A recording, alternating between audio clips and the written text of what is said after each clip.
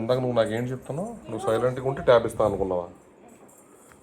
నువ్వు నేను చిన్నపిల్లలే నేను పురుకున్నాం కదా, అప్పుడు నేను చిన్నపిల్లలే అని నువ్వు ట్యాప్ ఛార్జింగ్ పెడతావు అనుకున్నా. ఇంకా పెట్టలేదు. అంటే చిన్నపిల్లలు అనుకుంటే అర్థం కాలే నాకు. చిన్నపిల్లలు కదా, సరే ఛార్జింగ్ చిన్నపిల్లలకి పెడతాలే అని అనుకున్నాను. నువ్వేమో పెట్టలేదు. నేను ఛార్జింగ్ పెట్టాక బంగారు తల్లి నీకు ఛార్జింగ్ పెట్టాను అని అంటావని అనుకున్నా. నువ్వు అనలేదు. నేను ఎందుకు అంటాను? నేను కదా మీ బంగారు తల్లి. అవునే, అవునమ్మా, నేను అంటానని నువ్వెందుకు అనుకున్నావు? ఎట్లా అంటే మా నాన్న కాబట్టి. అవునమ్మా, నేను ఎందుకు అంటాను? నువ్వు అక్కడికి వెళ్ళి అప్పుడు ఏడిసావు కదా, అల్లరి చేయకపోతే నేను మేబీ అనివ్వండేమో. నువ్వు అల్లరి చేసావు కదా, ఆ విషయం నువ్వు మర్చిపోతావేమో అనుకున్నా. మర్చిపోతానా? ఎందుకు మర్చిపోవటం? నాకు గుర్తుంటుంది. నేను ఎందుకు మర్చిపోతాను? నువ్వు మర్చిపోతావు అలాగ అన్నీ. నేను మర్చిపోతా. అవునా?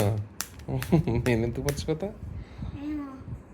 సరే అయితే బంగారు తల్లికి ఛార్జింగ్ పెట్టి ఇస్తాను అయితే ట్యాబ్. 4 minutes వాడుకుని మళ్ళీ ఇచ్చేయాలి నాకు. సరేనా? పెడతాను ఛార్జింగ్ ఇప్పుడు. డన్.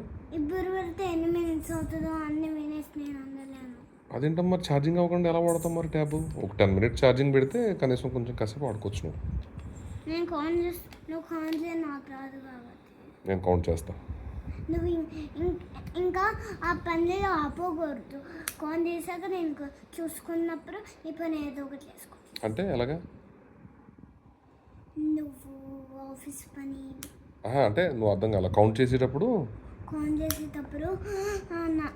నువ్వు పని చేసుకోకూడదు. ఏదో ఒకటి కౌంట్ చేశాక పని చేసుకోవచ్చు. నేను ట్యాప్ చేసుకుంటున్నప్పుడు.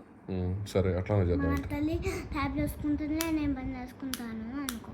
ఓకే. నీకు ఇప్పుడు ట్యాబ్ ఇంపార్టెంటా, నాన్ ఇంపార్టెంటా? నాన్న ట్యాబ్.